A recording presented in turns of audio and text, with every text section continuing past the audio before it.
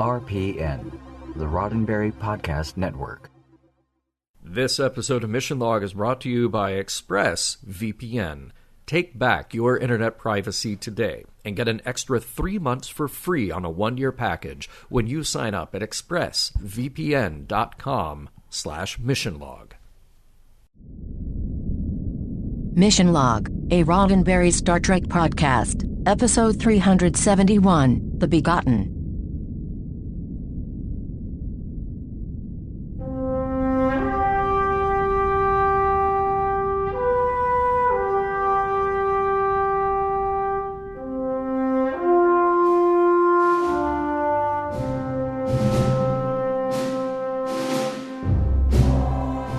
Welcome into another episode of Mission Log, a Roddenberry Star Trek podcast. I'm John Champion. And I'm Norman Lau. Each week on Mission Log, we take an in-depth look at the morals, meanings, and messages in each and every gelatinous globule of Star Trek. This week, The Begotten, otherwise known from its lesser-known working title, The Common Sense Book of Baby and Child Care, written by Dr. Spock. Wait. Why did Mr. Spock write a book on babies? No, Norman, not Mr. Spock, Dr. Spock. Well, then when did Spock become a doctor? Wait a second. It was when he put his cadre into Dr. McCoy. That's when he became a doctor. No, just forget I said it. Never mind. I'm so confused. However, what I do know for sure are the best ways that you can stay in touch with us. Mission Log relies on your participation, so that's why we want to hear from you. Help us spread the word by giving us a like or a share on Facebook or Twitter, where you'll find us at Mission Log Pod. Tell others about us there, and if you're inclined to leave us a review at Apple Podcasts, we'll be grateful, and we'll share those in a future supplemental. You can reach us on Skype at Mission Log Pod, or by calling 323-522-5641. Our email address is missionlog@roddenberry.com, and remember, we may use your comments on an upcoming episode of Mission Log. And now, here's John Champion with this week's trivia, and maybe a little more about this baby book written by Mr. Spock. It's never mind. I'm so excited. I can't wait. This week's episode, The Begotten, was written by Renee Echevarria, longtime Trek contributor. We know Renee's work well. He had the idea for a changeling baby somewhat early on, but it sat as an idea until they knew precisely what to do with it. Not to mention, the DS9 production staff had seen several births in their families, and our own Major Kira had the rather novel way of working around a character who was pregnant on the show. So yes, babies were on people's minds. This episode was directed by Jesus Salvador Trevino. Hey, look, a brand new name for us this week. Jesus, who also goes by his nickname Chewie, started his career as a director by picking up a Super 8 camera in the 1960s and filming what would become his first project, a documentary about Latino civil rights called I Am Chicano, released in 1972. Professional work started coming in right away, and the series work, like the PBS kids show MathNet, sort of dragnet parody about, solving crimes with math, then led to some very high-profile work, like several episodes of Sequest DSV, and his very first Star Trek credit is a third-season episode of Voyager, so we'll circle back around to that before too terribly long. Now, most of his Trek credits are on Voyager, but he does stick around for 2 more episodes of DS9.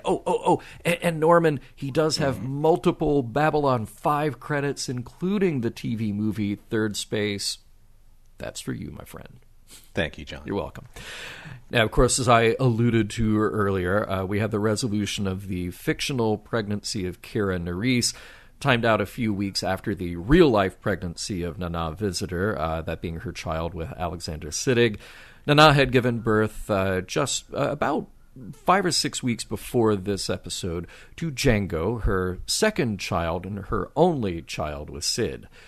Nana was very glad to get back to work without wearing the false pregnancy costuming and return to some much more action-intensive roles for Kira. The biggest technical hurdle here was the many forms and varieties of goo needed to play a baby changeling. According to Terry Erdmann's Deep Space Nine companion, Odo's liquid state was originally just Murphy's oil soap whenever he was in a bucket. So that was an easy, off-the-shelf solution, and it had the right coloring. Now, for the baby changeling, they used a combination of gelatin, sometimes some resin molds, hot melt vinyl, CGI, and even the show's assistant director. There were a lot of different techniques employed depending on the shot. CGI, of course, would be the most expensive option and therefore the least desirable. For one shot, the AD, Lou Race, suggested do it with puppetry. So his hand and forearm were covered in a stocking and then slimed with goo of the appropriate color so the director could get an over-the-shoulder shot that he wanted from behind the baby looking at Odo. Let's talk about guest stars. We have two major returning guest stars. Duncan Rager, who honestly we really needed back as Shakar a few times before. I'm always amazed by Duncan's breadth of accomplishments, athletic, musical, artistic, not to mention acting. We've covered him here before, and again, I encourage anyone to just go read his bio. He has done a crazy amount of work in his life. He is also a high-value guest star, shall we say. You know, every time Norman and I have said, wow, they really could have used Shakar in this episode, well, the DS9 writers pretty much all thought the same thing. But then they had to be careful with their guest star budget and make sure there was enough to go around to keep some variety in the mix. And then we have the amazing James Sloyan returning here for his second appearance as Dr. Mora. We've mentioned before his recurring roles on shows like Murder, She Wrote, Dr. Quinn, Party of Five, and many more. He even has a handful of credits on The Love Boat. Can't go without mentioning that. Don't forget some 80s pop culture icons like Buck Rogers and Xanadu, but seriously, Trek fans will know him from TNG, where he played both the Romulan Admiral Jarek in The Defector and then as an adult Alexander in Firstborn. We will see him one more time when we cover Voyager, but technically, this was his last filmed appearance in Star Trek.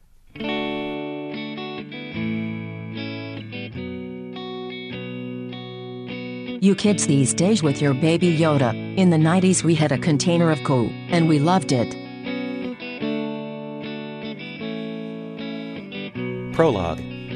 Groaning and hobbling his way into the infirmary, Constable Odo is suffering from yet another mortal ailment, back pain, and not from Alvanian spine mites, but from simply a pinched nerve due to Odo's nearly perfect and too rigid posture. And if Odo's mourning isn't irritating enough, here comes Quark with something he thinks Odo would be interested in buying, and if not, perhaps the Founders would. Now having Odo's full attention, Quark reveals an ornate container filled with a gelatinous substance.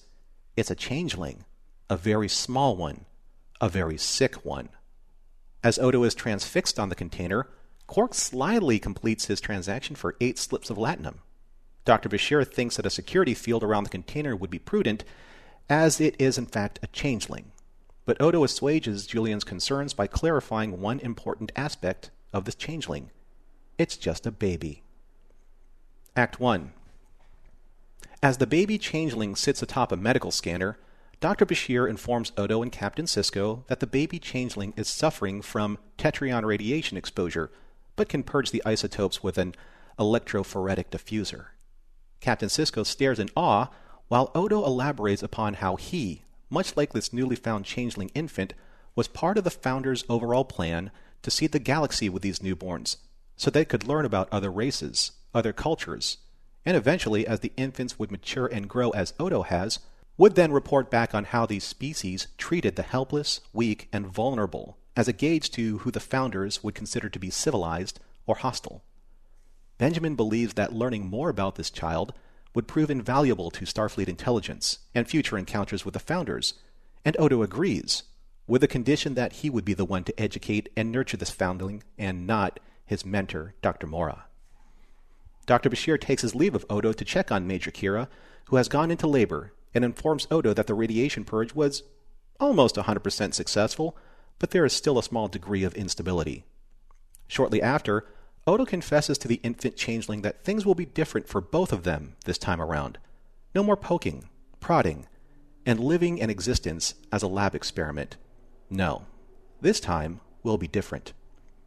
Meanwhile, in a ceremonial Bajoran birthing room, Major Kira is surrounded by those who are trying to help her enter a relaxed enough state to begin giving birth. At least, that is what's supposed to be happening. Miles, aside from being allergic to the incense in the room, which causes him to sneeze, is incensed that Kira can't relax until First Minister Shakar arrives. Much like a proud father, Odo takes his infant changeling on a stroll of the town, even in his own beverage cup. When they eventually arrive back to the infirmary, and even though he's not sure if the baby can understand him, Odo explains to the infant the wonder and freedom of being a changeling and learning how to shapeshift, and solemnly swears again that he will never treat this baby as he was once treated by Dr. Mora, the man who poked, prodded, and treated Odo like a lab experiment, and the man who just entered the room. Act 2. Upon seeing the changeling infant, and much to Odo's dismay, Dr. Mora launches right into research mode, bombarding Odo with questions that Odo takes for critiques, slights, and second guesses. It seems that no matter how many years have passed, no matter the distance he's kept from Dr. Mora, Odo's resentment for how he was treated, all of the pain, the embarrassment, the shame, all of those feelings have returned upon seeing his mentor, and Odo makes it very clear that this infant will never bear those burdens as he once did, at this stage of the infant's development as a changeling. Dr. Mora's involvement is strictly relegated to being an observer, no matter how many times Mora insists that his insight and experience would prove to be valuable. Meanwhile, in the birthing room, First Minister Shakar finally arrives, and when he does, his lateness causes the whole ceremony to be postponed for another time. Kira has been in labor for far too long, and her body's endorphins reach the stage where they could no longer sustain a blissful birthing experience. Back in the infirmary, Odo continues his far more delicate, albeit time-consuming, approach to coach the changeling infant into adopting new forms, from basic spheres to cubes, and finally to pyramids, as an entire week goes by without any significant progress. Unable to sit back and simply observe, Mora begins scanning the infant, trying to record simple basic growth parameters, causing Odo to become defensive and outraged at any of Mora's attempts to intervene. Mora chastises Odo's lack of progress, to which he retorts that he's trying to gain its confidence, not teach it tricks and turn it into a lab rat for his amusement. As both Mora and Odo exchange verbal barbs from their past relationship, Captain Sisko enters the infirmary to check on their progress with a not-so-subtle reminder that if Odo's progress fails to meet Starfleet's approval, then they would take the changeling infant for their own and begin their own experiments. Mora explains to Odo that this is exactly the pressure that the Cardassians placed on him when he first discovered Odo, and that if Odo wanted to continue educating the changeling infant in his care, he would have to forego sparing the rod, as to not spoil the child. Act 3. With Dr. Mora's equipment set up in the infirmary, he and a very reluctant Odo initiate the very same low-voltage tests that instigated Odo's shapeshifting abilities so many years ago. And as Mora urges Odo to push the infant towards increasing levels of discomfort, it begins shapeshifting into the basic shapes that these tests were designed to extract, originally from Odo's changeling ability. And, to the test's credit, Odo reacts in the exact same way that Mora did when Odo took his first shape, in the same way for which Odo hated Mora for all these years. In Kira's quarters, Chief O'Brien is massaging the Major's extremely swollen legs, as Shakar arrives to check in on his beloved Kira. Being the overprotective father-to-be, Miles and Shakar exchange several overprotective overtures at each other as Kira cuts through their banter, declaring that, this time, it's time, as both Miles and Shakar tug at her to get her back into the birthing suite. Back in the infirmary, Odo and Dr. Mora are making incredible progress with the infant, as it maintains another new and slightly more difficult cylindrical shape. Mora reminisces that it took 3 attempts for Odo to do so, but Odo confesses that he could have maintained any form he wanted, but just didn't want to give Mora the satisfaction. The kind of satisfaction that this changeling infant is giving Odo as it passes every single test. And, as they begin to leave, the infant changes shape all on its own and transforms not only into an elongated tentacle, but one that has taken what appears to be a very basic version of Odo's face. And in doing so, both Odo and Mora stare at it with wonder as they share their very first positive experience together, watching this infant reach out to them and affording all of them a singular moment of pure joy. Act 4. Odo and Mora enter the security office, chattering all the while, as they are both elated with the revelation of what they just witnessed. And as Odo picks up to review a security pad, Mora tells him to set aside work because a celebration is in order. But more importantly, they both need to plan what to do next. Odo is desperate to communicate with it and share all of what he's learned. And Mora, much to Odo's surprise, admits that it is because Odo's softer touch and more compassionate approach that the changeling reached out to him in a way Odo never did. Mora laments the way he treated Odo and confesses that perhaps his experiments were too cold and clinical, to the point where they caused Odo's standoffishness and distrusting nature. However, Odo's resolve with Dr. Mora isn't what it once was, and Odo too is coming to a better understanding of the difficulties Mora endured while trying to attempt something that has never been done before. As Odo comes to this realization, he puts down his pad and replicates 2 glasses of champagne to celebrate. Back in the birthing room, the midwife Yapora declares that the conditions for Kira to finally give birth are ready. Sort of. It seems that Shakar has positioned himself at Kira's side in such a way to block Chief O'Brien from seeing his child come into the world. He missed Molly's birth, and he's not about to miss this one. And as Shakar and Miles jockey over who is standing where, Kira, with Keiko backing her up, kicks them both out. How can she remain calm with so much male dominance wafting through the air? Meanwhile at Quark's sees something he's never seen before, which has made him not only uncomfortable, but puzzled, and naturally distrusting. Odo is behind his bar, pouring them both drinks, and, again to Quark's discomfort, Odo is happy. And more importantly, Odo is not here to arrest Quark or demand a refund for the sick changeling he sold him. Almost unwillingly so. No, Odo is there because he's simply happy and living a changeling life vicariously through the eyes and experiences of a newborn, and all of the promise and wonder that this infant changeling will experience because Odo will be there every step of the way. However, this moment is fleeting as the computer chimes in and informs Odo that the changeling infant is suffering biometric fluctuations. As Odo rushes to the infirmary, Dr. Mora informs him that the infant's morphogenic matrix is destabilizing. It's dying. Act 5. Julian tells Odo that the radiation poisoning it suffered earlier must have been more severe than initially diagnosed, as a very somber and sympathetic Dr. Mora ushers Odo from the lab, assuring him that they are doing everything they can to save the infant. Meanwhile, in Kira's birthing chamber, Keiko invites both Shakar and Miles back into the room, provided that they behave themselves, and as soon as they enter, they witness Kira give birth to a very and healthy baby, Kirayoshi O'Brien. Back in the infirmary, a very distraught Dr. Bashir informs Odo that there is nothing more than can be done to save the changeling. Odo pours the lifeless shape into his hands, begging it not to die. And suddenly, it disappears, as if absorbed through Odo's hands, as he convulses momentarily with racking pain. Odo stumbles towards the infirmary doors and transforms into a Tarkalian hawk, the one form that he promised the infant he would teach him to become. Soaring through the promenade, the hawk lands on the upper level and reverts back into Odo, whose face is an emotional mask of both joy and tragedy from what he has gained, but also what he has lost. He is a changeling once again, but at a cost that he never would have anticipated, nor would have chosen. In a series of separate goodbyes, Shakar tries to convince Kira to stay with him on Bajor for a while, but Kira feels that she needs to stay on the station. And Odo confesses to Dr. Mora that he would like to have his mentor involved more now in his life than ever before, punctuated with a very sincere and solemn hug.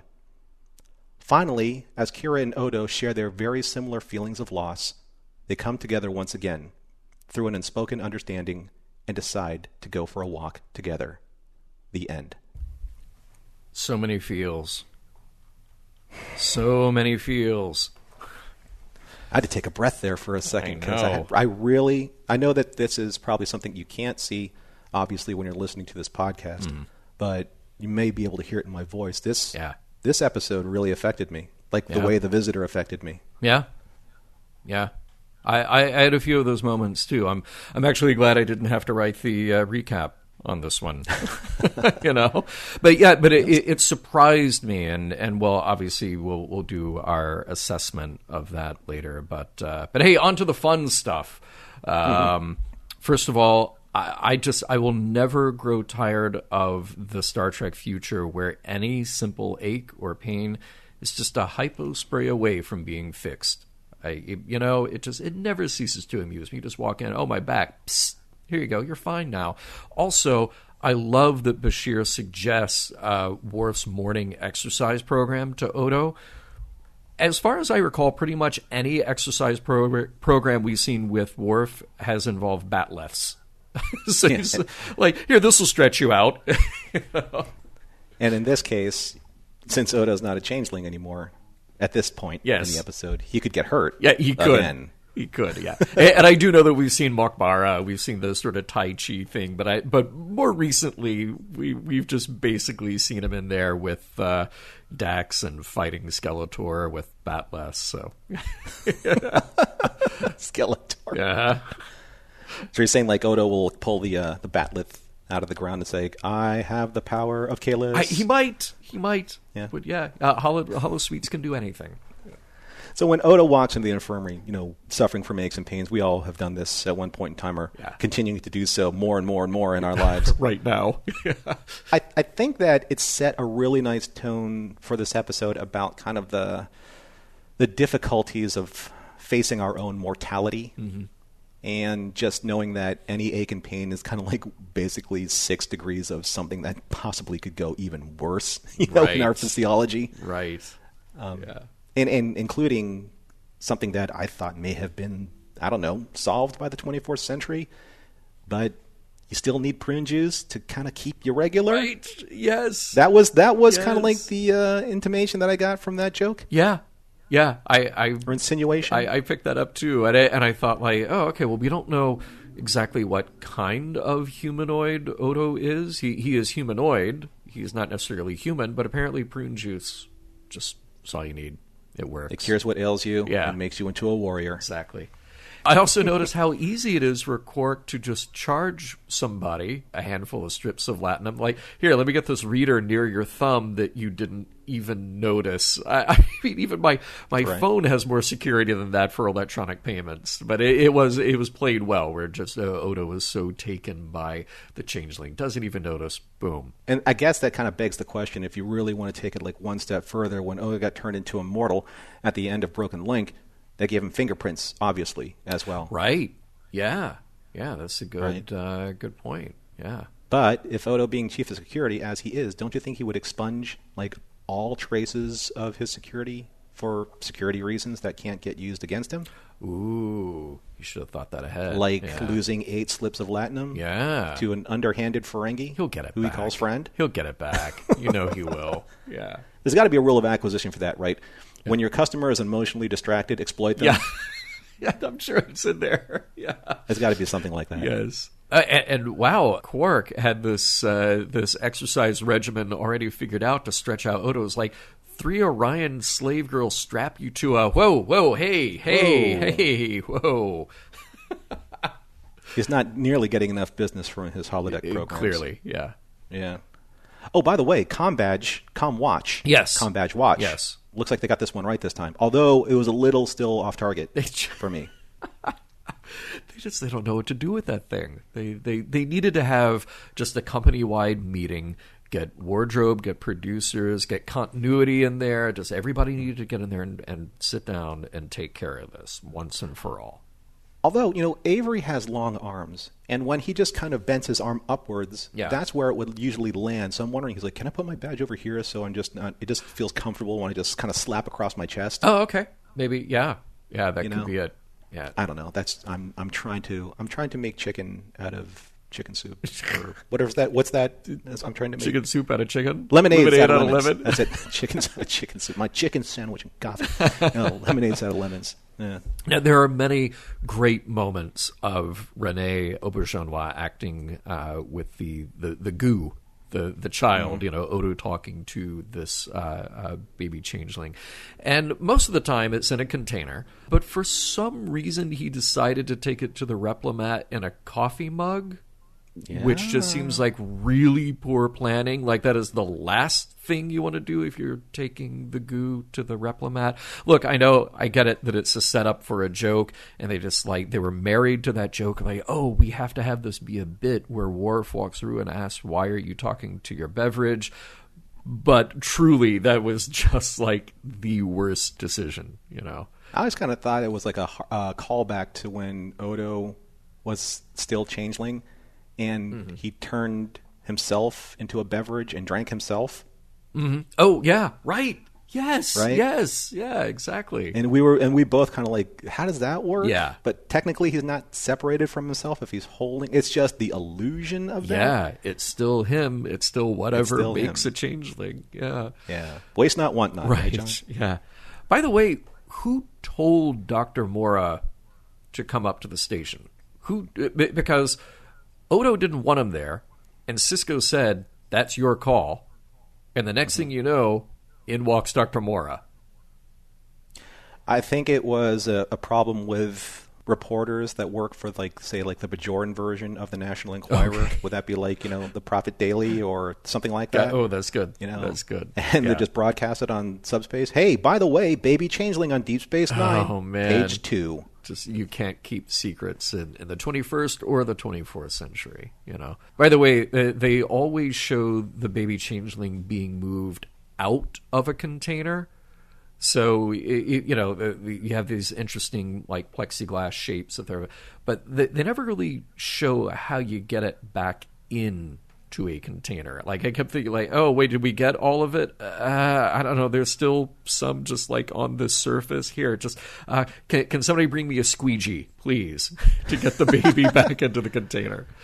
So in our headcanon, I do believe that it's one solid gelatinous form, right? And it doesn't have any residual effect when you pour it in or out of a container. Which kind of I guess, if it's not that, then are they losing a bit of themselves? Kind of are they clipping their fingernails? The human equivalent of that, yeah. Or getting a haircut, or losing weight? Yeah. I wondered about that. Is? Yeah, could be. Yeah. Could be. Could you imagine if it actually looked like the way it should have been? It would have been say Andre the Giant size. Right, but now it's more like Steve Buscemi size. Right. Just at the very end of all the down a bit. Mm-hmm. Of the many things to say that we liked about this episode, I love seeing Odo happy and having a drink, and I love the surprise on Quark's face seeing that moment. That was a lovely scene that just absolutely belonged in that episode. It's funny too because Quark doesn't really quite get there when it comes to just dropping his walls. Yeah. That's just the way he is. I know that, and I think he actually is I don't know, man. I think Odo's trying to play me here for something. I don't know what it is, but I'm just not right there trusting him yet. Yeah, right. But it does feel like that it's a nice extension to the Ascent. Yeah. When they, dropped their walls and became a little bit closer. Totally. That's what I was thinking of watching that scene. It was just oh, okay, this is growth after what they've been through, which was cool. I do like there's the line that Odo has, that little ball of goo back in the lab changed everything, because it's sort of a funny in-universe thing to hear somebody just refer to it as a ball of goo, because surely that's how else do you refer to it? He sort of just drops the formality of this baby changeling. It's no, everybody on set pretty much referring to this as a ball of goo. So it was funny to hear Odo in on that as well. And by the way, was that because they're in Quark's bar when the computer says "computer" to Odo, with an update on what's happening with the baby changeling.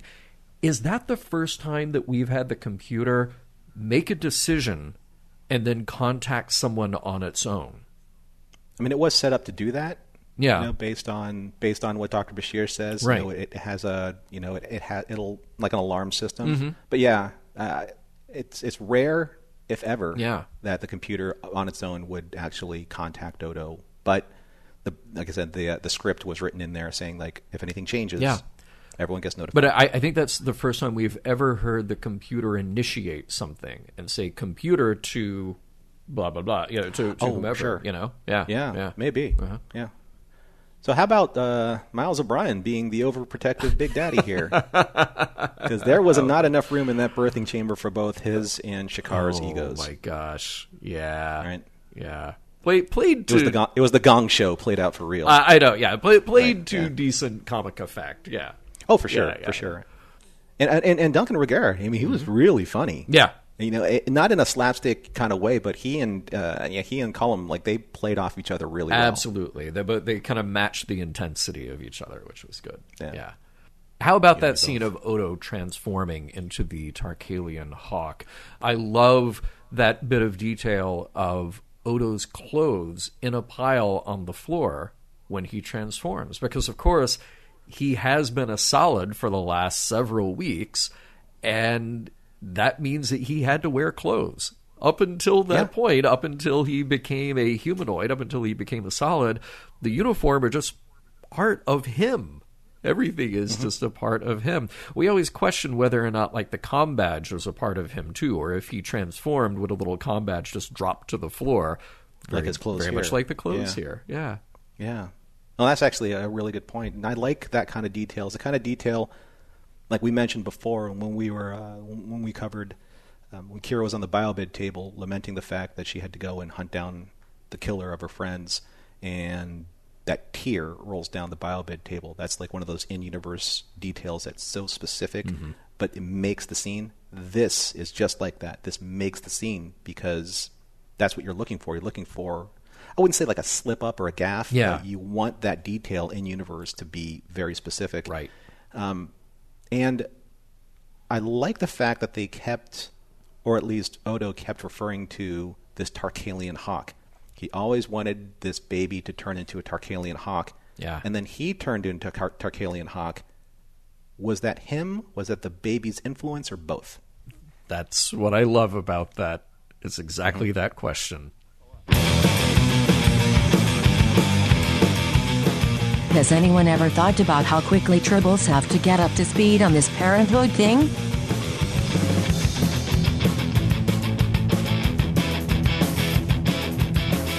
We'll get back to the Begotten in just a moment, but first, a word from ExpressVPN. Now, you have heard us talk over several weeks about how important it is to have a VPN. And let's face it, now you're working from home, you're doing your business from home, you're taking care of all your very important personal needs from home. It is even more important than ever that you choose a VPN that you trust. Now, any sponsor that we have on the show is a sponsor with a product that we actually use. And it's very important that we can recommend those products to our listeners because we believe in them. So I can say with absolute confidence that ExpressVPN is the best VPN on the market, and there's a lot of reasons why. I mentioned this before. I didn't even understand that services that say that they are protecting or not tracking you, a lot of times they actually are, that there is information that gets logged about your online activity. However, ExpressVPN doesn't do that. There are cheap, there are free VPNs out there, and they literally make their money back by selling data about your online activity. ExpressVPN expressly does not do that. They developed a technology called Trusted Server that makes it impossible for their servers to log, grab, and then therefore distribute and sell any of your information. The other important factor here is speed. So I've tried other VPNs, I've seen them in action, and a lot of them you can just see it slow down the connection. So if you're doing something like streaming video or audio, something that's bandwidth intensive, all of a sudden everything else takes a nosedive. I have been using ExpressVPN for a year, actually, right at a year, and I check my internet speed probably a few times a week. Still stays super fast. And even if you're using a server that's thousands of miles away, HD video quality, zero lag. And I guess the other thing, the final really important part of this is ease of use. And, Norman, you and I can both speak to this, how great it is that it's a simple interface, a simple app with a very clear on-off switch, and then just your choice of where you are using that remote connection, where that location is that you're setting. Could not be easier to use. And I kind of take some pleasure in just checking on it every now and then, like, still connected? Yep, still connected. Still back there doing its job. And I agree with you, John. The most important thing that we can do right now is to protect our internet privacy because of all the different ways now that we're using the internet, either online or in the car, traveling, mobile, what have you. So ease of use, being able to check your security, very, very, very important. So protect yourself with the VPN that we use and trust. Use our link at expressvpn.com/missionlog today and get an extra 3 months free on a 1-year package. That's expressvpn.com/missionlog. Visit expressvpn.com/missionlog to learn more. All right, Norman. An episode with a lot of emotional appeals, some serious moments, some light moments, but this was a really interesting step outside of the normal sort of DS9 dynamic. And, I think the big topics here to ruminate on, certainly the key topic is parenthood. And I'm glad that you brought up a line earlier, spare the rod, spoil the child. Mm-hmm. Because this episode does a really interesting job of comparing and contrasting and showing us the different experiences of or the different nuances and facets of, well, okay, here's something that's tough, but it's good for you, versus something that is just patently or uncomfortably wrong. Right. And I'm glad that Mora actually says it right out, point blank, spare the rod, spoil the child, because typically you hear that and it is a bad excuse for bad behavior. What we see here then is, I think, in absolutely no way whatsoever advocating for that abuse. What we are seeing, though, is Mora saying that if there's no adversity at all, no obstacle of any sort, then there simply won't be any growth. And he recognizes that. What I love is that we see this sort of like ethical take on that. Mm-hmm. That's why Odo's transformation in this episode is so profound, because at the very beginning, he's only seeing Dr. Mora's his attitude towards the changeling as Dr. Mora from the past and not Dr. Mora from the now or the present. And everything that Dr. Mora wants to do is in the best interests of the child, but he's learned so much more because of Odo to apply something new and maybe a little bit more humane and a little bit more advanced, just in terms of the way that he doesn't harm this changeling. Right. But Odo can't get past his experiences, understandably so. And that's where this whole dynamic of parenthood, as you so perfectly described, is in effect, where the child will say, don't tell me how to raise my children. Look how I turned out. And then the parent of that child will be like, well, exactly how did you turn out? Because as far as I can tell, you're successful, you're healthy, you have a roof over your head, you pay your bills, you have a child of your own. Exactly how did I fail you in this way? Right. Yeah. And sure, we all see things, generationally from authority figures as different over the course of time, until you hear that familiar phrase, just wait until you have children of your own. Right. Mm-hmm. Right. So, this is something that I found very amusing and very honest and very relatable in this episode, is that people are very free-flowing with advice. Mm-hmm. And I get that, especially when it comes to parenthood, because, what more important job, what bigger concern is there than how we nurture along children into functioning adults. I mean, look, I don't have kids, but I do know, just to draw a parallel here, that I am annoyed every time that I say I have a cold and I get dozens of pieces of unsolicited advice about what to do with my body. Like, oh, go take this, go do that, go to, Right. I felt the same way watching the Kira scenes. Also, disclaimer here, I've never been pregnant. But everyone I've been around who has been pregnant is getting a constant stream of advice and commentary and attention, whether they ask for it or not. Yeah, and there's nothing more welcome than unsolicited advice. Yeah, right. And look, being a parent is a serious, deeply personal thing that absolutely helps define who we are. So I may not have kids, but everyone I'm talking to now was raised by someone, and those people were raised by someone else who had a strong investment in how they turned out and probably had one or two unsolicited words of advice about how you were being raised too. Oh, I watch it all the time, especially when I visit my own family. I'll watch my mom tell my sister something about how she should or should not have done a certain thing with her children. Yeah. And since I don't have children of my own, I just have to tell, my mom, I have to temper my mom's expectations and say, Mom, you raised her to get to this point in her life. You can't tell her how to raise her children. You can't. Yeah. And the funny thing is with Dr. Mora is that he kind of arrived on the scene just like a grandparent would, just out of the blue.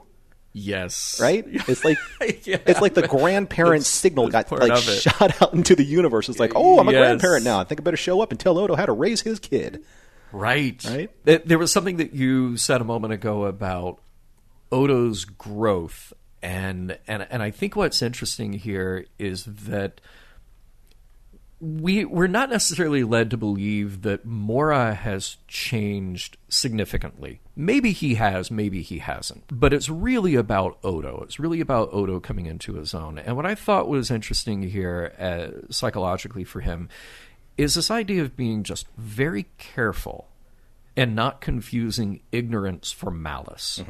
Mora had no playbook to go from. He was probably getting unsolicited advice from other scientists around him. And Cardassians, probably. Yes, even worse. He had nothing to go by because this is a wholly new experience. And it's not to take away from Odo's experience. Odo is entitled to his own reactions, his own emotions about what he went through there. But it's a very tricky thing to get into to then assign intent without having the full story and without applying a level of trust to that source. That's really where we run into problems. So Odo has walked around carrying this grudge for years with the implication that Mora was purposely abusing him, that he was purposely not acting in Odo's best interest. And I love the idea here then that Odo is forced into using a new set of perspectives to see that situation. Yeah. I mean, we all grow with the experience of time and distance to the memories that we believe were accurate to what we may consider something different later on. Because, as with all things, when we're children, we grow up with emotional attachments to certain things that, they give us comfort and we can depend on. It's kind of like, a hero figure that doesn't turn out to be a hero figure later on in life. We create these mythologies in order to give us comfort, when we're, especially with children, when we need to find something to believe in or something to hold on to or something to trust.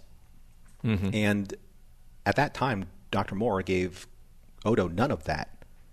He didn't give him any reason to trust him or didn't give him any reason to believe that Dr. Mora wasn't doing anything other than treating him like a lab experiment. Yeah. And he never gave Dr. Mora the opportunity to explain himself. And as they're working together, like that really wonderful scene where he tells Odo, you see the smile that you have on your face right now? That's what I had when you took your first form. But you don't remember that. But I do. Yes. And now you see where I was is exactly where you are now. Right. And even that, Odo was like, let's keep going then. Let's keep pushing, right? He embraced Mora's philosophy. Right before that, he was completely against anything that Mora had to say in terms of a valuable opinion or expertise. Yeah. Until he saw it for himself. And sometimes people learn that way. You know, you got to prove it to me that whatever you did was right because I can't see it. I can't see the trees from the forest. Mm-hmm. Mm-hmm. And I think that's a huge part in Odo's development. There's another bit of growth here about Odo that I really like. Like, it's very clear, it's very obvious that Odo is learning to see his own experience through another set of eyes. But what I also like is in that scene with Quark, he says to Quark, Odo says to Quark, "Do you ever think about having children? I never did. It just seemed like too much trouble, but then fate dropped one into my lap, and I couldn't be happier." So, but it's not just Odo being a parent. It's Odo who has outlived his powers, absolutely thrilled with the prospect of someone other than himself having that. Mm-hmm. He has truly started to care for someone other than, well, wanting someone, because there was this, obviously this thing that he had for Kira earlier on, or just relating to others for what they can do for him. You know, Odo up until this point has been defined by his job. He has been defined by his abilities. Mm-hmm. He has been very much an outsider to everything, and it was an interesting transition to see him become a solid and lose his changeling powers, you know, up until obviously the very end of this episode. But the now really profound inclusion of empathy on Odo is such a great addition to this character. It's such a sea change in who he is that I absolutely appreciated that scene, because I felt like it was a moment he was able to actually articulate, like, oh, there's something outside of me that is more important, and it's more than just a transactional thing. It's more than just, well, if I do my job right, the bad guys go into the brig, and I get lauded for doing a good job. Mm-hmm. You know, that's a cause and effect, and that's what he in the episode when he was reliving that past indiscretion or transgression against those 3 Bajoran innocents. You know, that was him. He's like, I didn't care about justice; I cared about convictions. Right? It was my job to rack up the convictions. You know, we did see Odo kind of go through the same process before when he was kind of like the parent de facto of that Jem'Hadar foundling. Yep. And, you know, obviously he couldn't connect with him in the same way he could connect with another changeling, but that was, for me at least, that was a point where Odo did similarly what he did in this episode, was trying to think outside of the confines of his own existence. You know, he was responsible for this life form, and maybe even trying to transform this Jem'Hadar into becoming an ally. Well, I think it has a more emotional impact. Emotional impact, for sure. That's a good way of saying it. Yeah. So it was a more personal investment. Yes, and that was a great way to do that. Is yes, we had that incident with the Jem'Hadar youth, but there was always going to be a separation there, no matter what. Right. This made everything personal. Right. Yeah. You know, and I think that it's just because, you know, it was something that he was. You know, it was something that the Jem'Hadar isn't something that he was, but this baby was something that he was. He was one of these 100 that were kind of like scattered and seated throughout the galaxy, and now he's seeing basically his own birth again that he never saw himself. And he's like, okay, I'm going to do right by this. I'm not going to let you turn out the way I turned out. Here's something, though, that kind of struck me a little funny, and it's a question I don't think has been raised before, at least in the forum discussions that I've read. The experiments themselves, was there the possibility of those experiments actually causing the infant to destabilize? You know, I mean, that's something that they don't really address in this episode, but when Dr. Bashir, when he finalized and stabilized the changeling baby, it was doing fine up until the point where they started using these low voltage experiments on them. Yeah. And as much joy and exultation and satisfaction that it gave Odo and Dr. Mora, I didn't really feel like that they were mining the data to see what it was doing to the child in its gelatinous state. Like, what is it doing to... I mean, this child is essentially still healing from radiation poisoning. Right. Yeah. And they're pushing it really, really hard. Odo understands that. He knows how much that voltage hurts. He became Dr. Mora in that way. It's like, I know it hurts, but I need to keep pushing you to make you realize your full potential. But at what cost, though? Right, right. No, that's a good point. I mean, there is... I guess the good thing that you can say about it is that Odo knows more than anybody in that room what it is to be a changeling child and knows what those experiences feel like.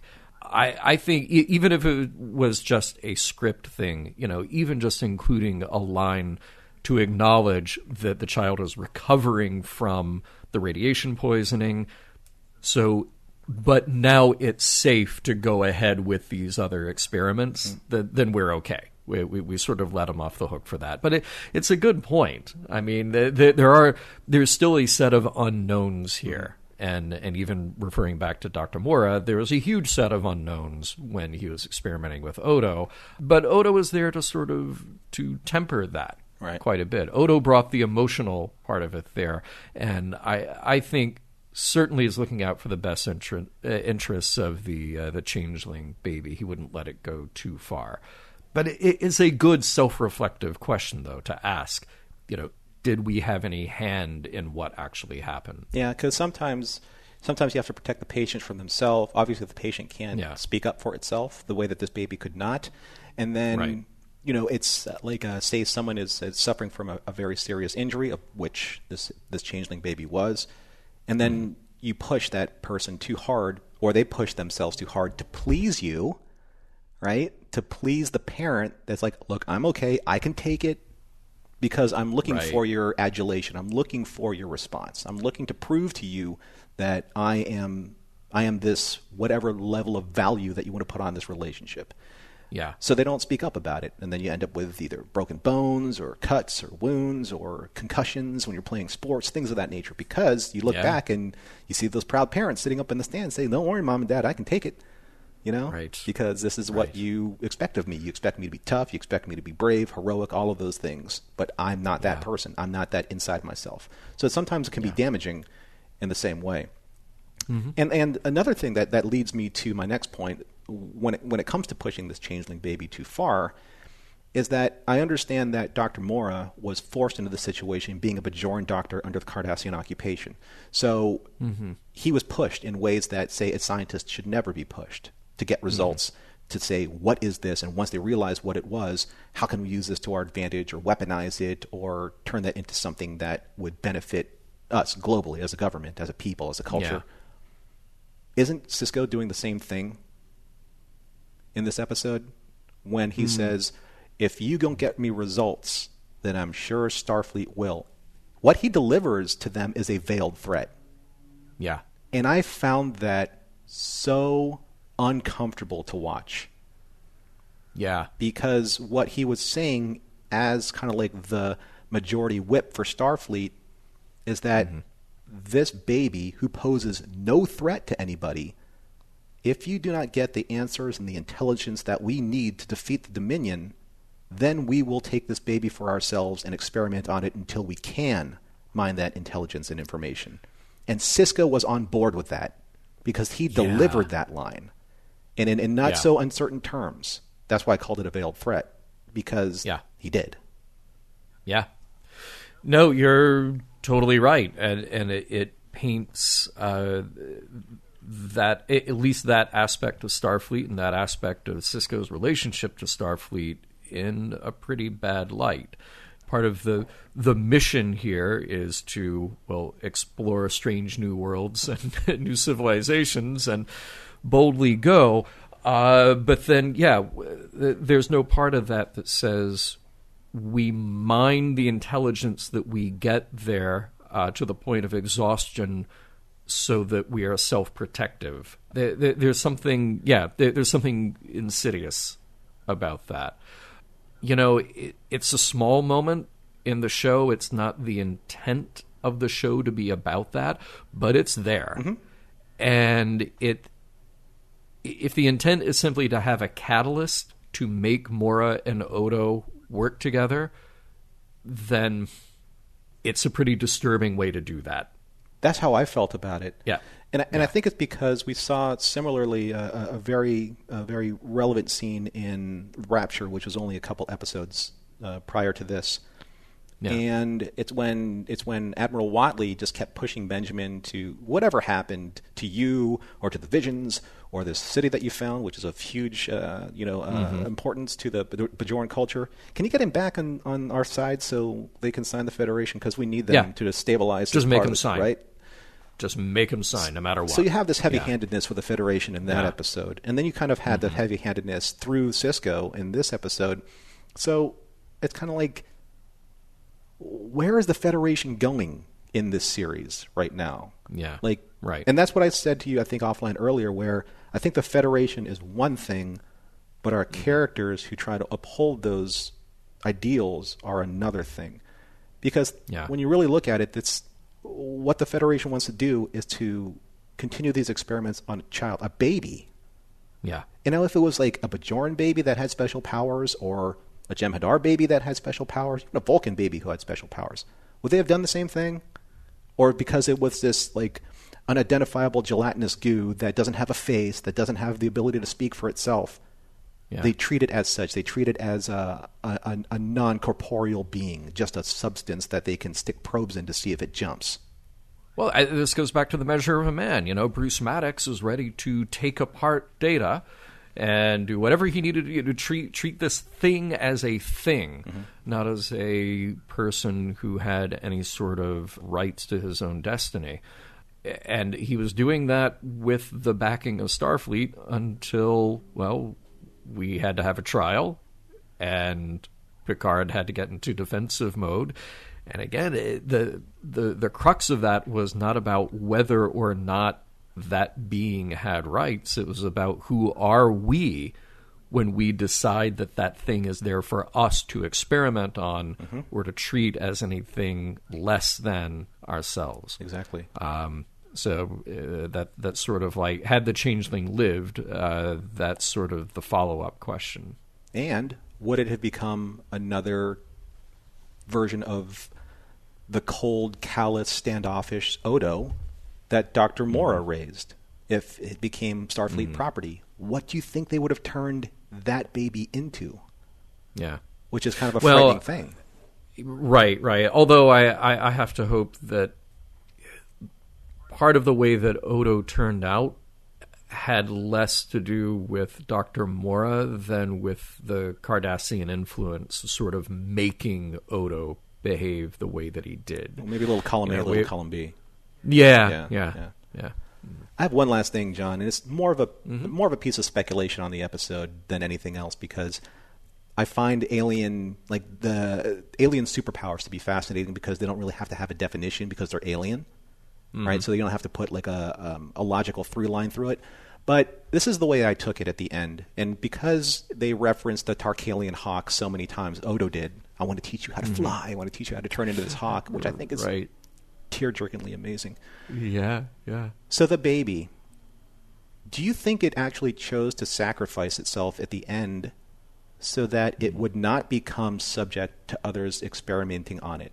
Do you think it was sentient enough to understand that it would eventually either become the project for Starfleet or for, again, Dr. Mora and Odo, and instead of deciding its own fate, it decided to say, you know what, I know that I don't have that much time, so I'm going to link with the only thing that I know that cares about me, that legitimately has shown me compassion, to keep its essence alive in Odo? To me, I mean, and it's not to be so black and white about it, but for me, the last part, yes. The first part, no. I think we're definitely led to feel that the changeling baby has emotionally bonded with Odo, sees Odo as the parent, and does what it can to link with him, knowing that it's dying. But the first part of that, did the changeling baby understand in some way that there was a downside to this, that if it had lived, it's still a part of an experiment, and the implications of Dr. Mora and Starfleet, etc.? I don't think so. Mm-hmm. I think that's an interesting area to speculate, but I don't think that that's what this story wanted to imply. I think the story here is about Odo's growth and the bond with another being, and Odo becoming a parent. I don't want to believe that, even though there are some dark aspects of this, like Sisko, I don't want to believe that is another dark aspect to this. But it's just it's hard to put a barometer on alien intelligence and sentience, because we know basically through every single franchise of Star Trek that there is the possibility of greater intelligence in a molecule than there is an entire physical 260-pound physical being. So I always find these types of scenarios very very interesting, just at least speculate on, because you don't know. Or we don't know as a viewer exactly what that gelatinous ball of goo is capable of at this stage. Even if they call it, even though Odo classifies it as an infant, and so does Dr. Mora, it doesn't necessarily mean it doesn't possess the intelligence to understand its surroundings.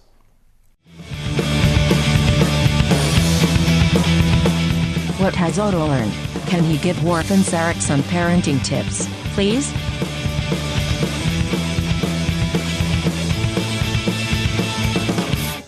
So it's time to measure up the measure of a... Oh, wait a minute. Wait, different story. This is the Begotten. This is the one where you measure up the measure of goo.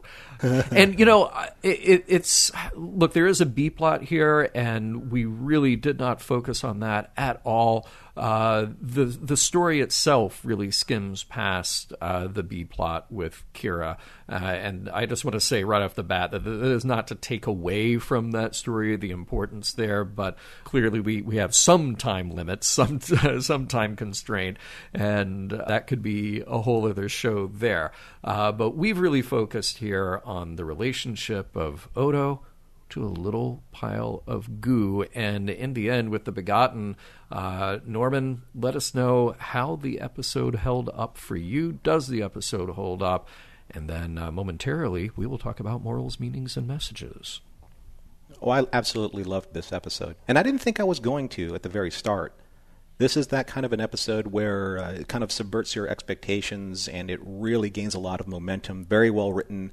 The character transformations are very relatable, and Rene Auberjonois and James Sloyan were impeccable, masterful in this, selling every single emotional beat of their scenes, as many others in the episode as well. For me, this is the transformative episode for Odo that I've been waiting for. I think, John, that you've been waiting for. Yeah. And I was very emotionally affected by many scenes and many lines of dialogue in this episode.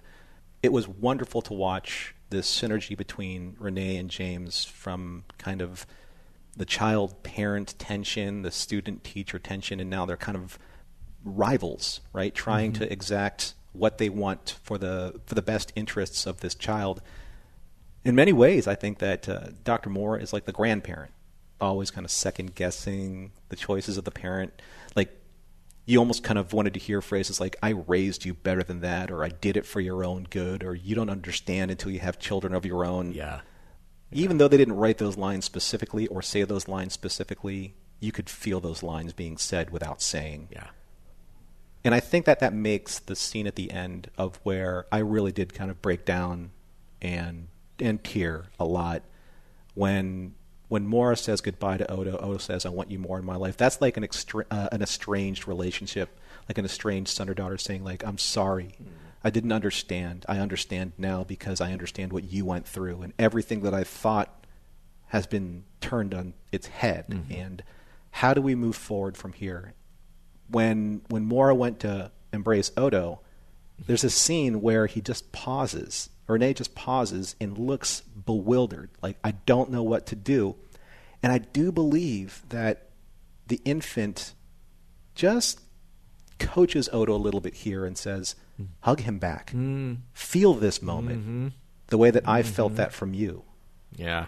And when you see that, you see this coming together, like this catharsis of the past being shed and the future being brighter for everybody. Yeah. But you have this moment with like 3 generations of this story, grandfather, father, and son, all coming together at one point in time. And when Renee presses his face into that hug and just accepts it, I was bawling. Yeah. Because I think that's a real moment. It was real. It was so, I mean, not to pull a scene from another episode, but it was real. Yeah. It was a real, grounded, emotional, very, very, very powerful moment. And that's why I think this episode is remarkable, and I think it stands up on any level. You're going to get no disagreement from me. I mean, I'm right there on the same page with you. And I don't know if it was just that I was feeling particularly emotionally vulnerable watching this late one night for the first time before we did this, but I was just completely drawn in and totally moved, and I absolutely loved it, and I'm glad that I loved it as much, if not more, on every subsequent rewatch. The performances are stellar. You nailed that. The story is revealing and I think perfectly executed. The only weak spot here is the B plot, but even then, they got good moments out of the B plot. It's just, look, a B plot is going to get less attention, and it did here. And it also gave us some comedic beats, which I think we needed. It did. Absolutely. Yeah. I sort of want to do something a little bit different, though, and I want to tie this into a couple of mission log points, too. And I apologize because I'm using mission log to comment on mission log. but one is that, this story, in contrast to things past, the one that we've mentioned here a couple of times, where, Odo is experiencing his experience on Terek Nor, where he facilitated the execution of 3 men who were not guilty. I came away from that episode with very mixed feelings, and I know that some of our listeners really thought that I hated it, and I didn't. I just questioned, again, what are we really learning here? How are we growing the Odo character by revealing this detail about his past now? This episode, by contrast, totally different experience for me. I felt like it was a true and earned kind of growth for Odo, and a great reveal that tied his past to his present and profoundly changes him. Because this is now a different Odo going forward, I think. And I love that. I love how just everything sort of added up to this moment. And with that said, this episode also works very well on its own. You don't necessarily have to have every detail that came before it, because emotionally they sell it. And then the other thing, the sort of like insider baseball thing here that is about mission log, this episode was a very good example to me of why we don't talk about DS9 overall, why we're not sort of breaking the timeline and just jumping ahead of what is to come for Odo, what did come before for Odo. And that's why, I think it would be a mistake to say, well, what you need on the show is a DS9 fan who knows everything about DS9. That would have ruined this experience for me. I love getting the reveal, the evolution of Odo and Dr. Mora here. And we've only had, up until this point, Odo's experience through his own eyes. And Mora really made out to be a bad guy before. Or at least not a bad guy, again, not malicious, but cold and indifferent. Just a man of science, just doing science, Our sympathies are with Odo, as he paints Mora out to be somewhat heartless.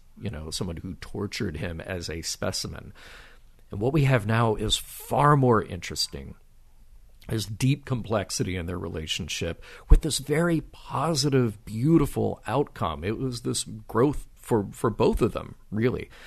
So going back to mission log, going back to how we structured this show, while I knew in broad strokes that Odo would get his power back, This is the perfect example of why I don't want to play the DS9 home game and know what's coming.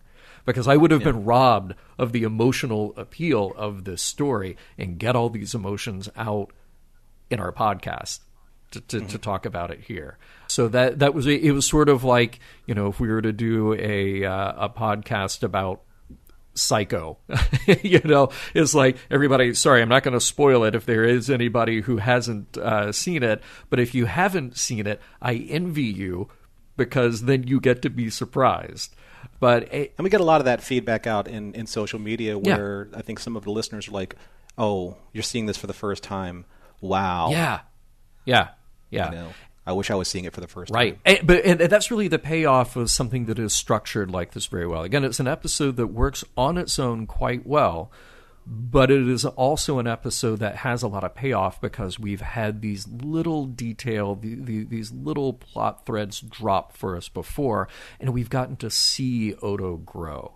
And I'm not saying that this episode would have lost the appeal somehow, but if I had gone into this episode having already seen this a few times before, having already jumped to the end, having already had all that kicking around and made a decision about how I felt about Dr. Mora and already had a decision about how I felt about Odo's growth, I think a lot of this would have been not lost, but it would have been tempered a little bit.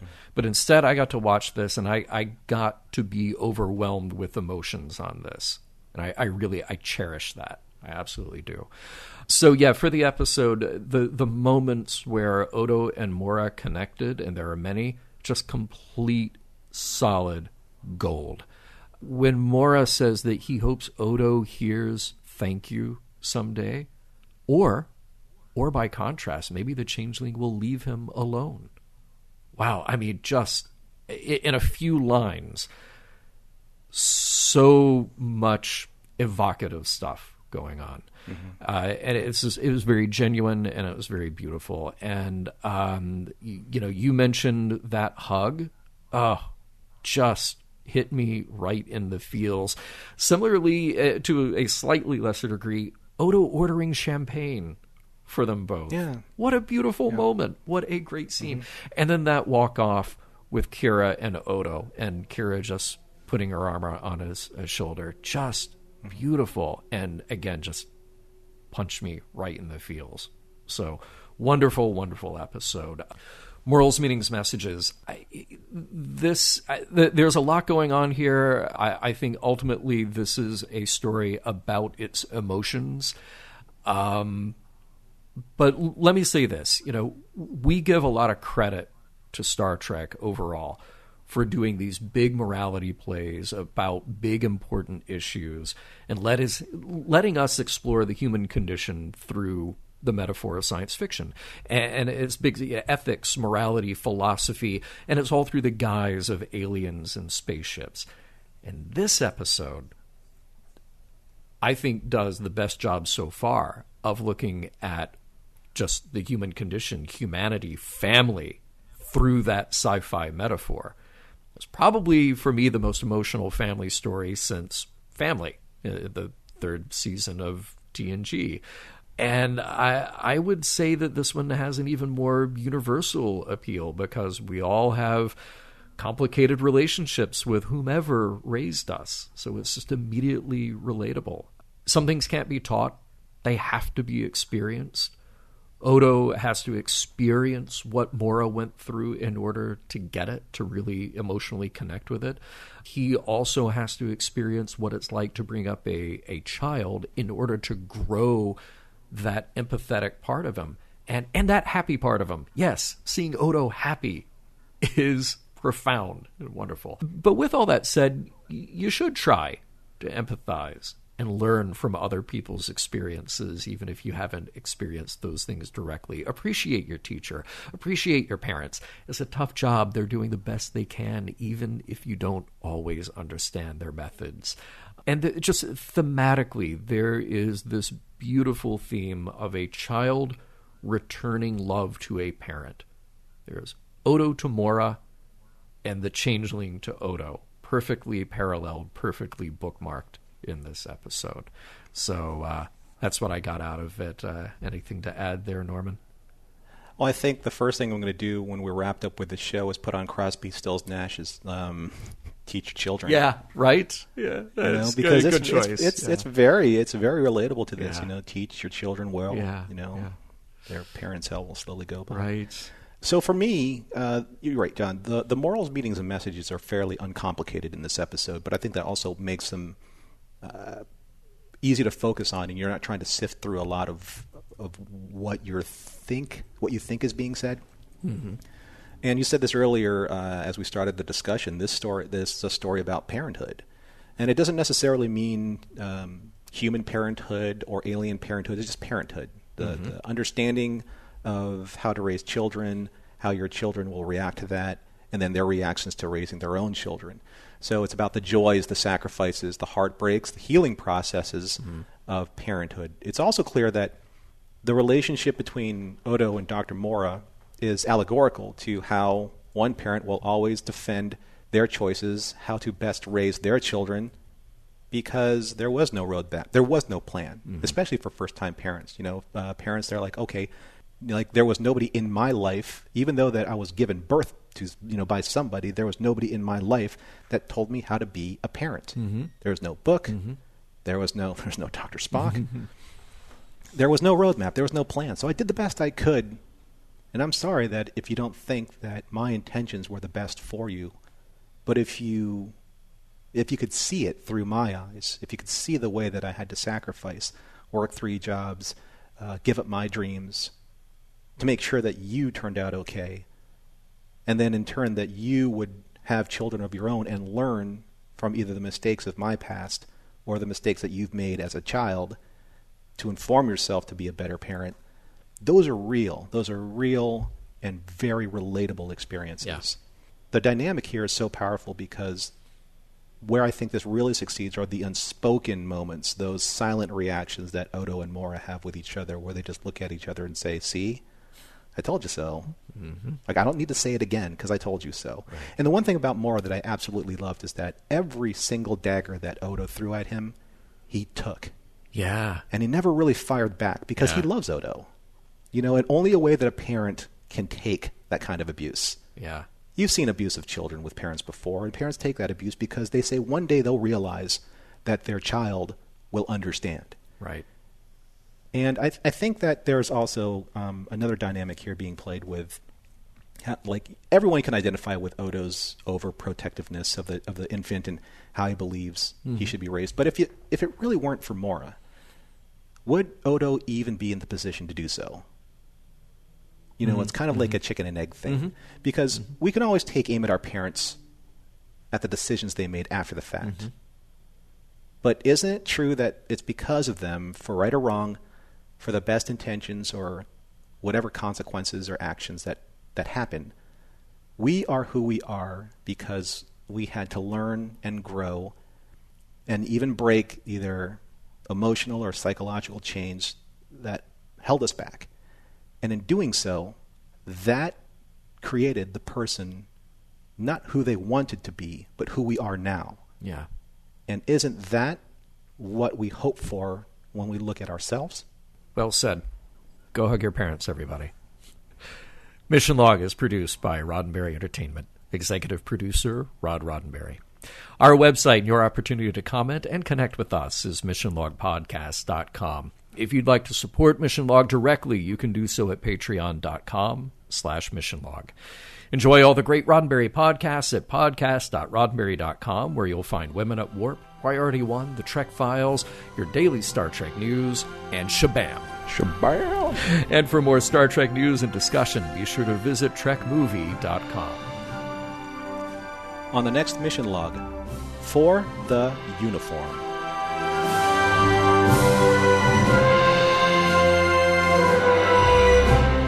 Some of the music for Mission Log provided by Warp 11, online at warp11.com.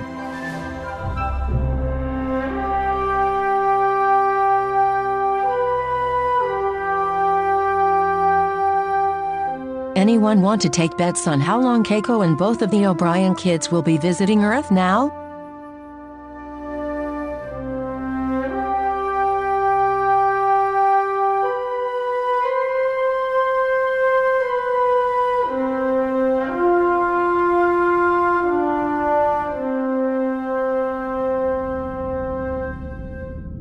and transmission.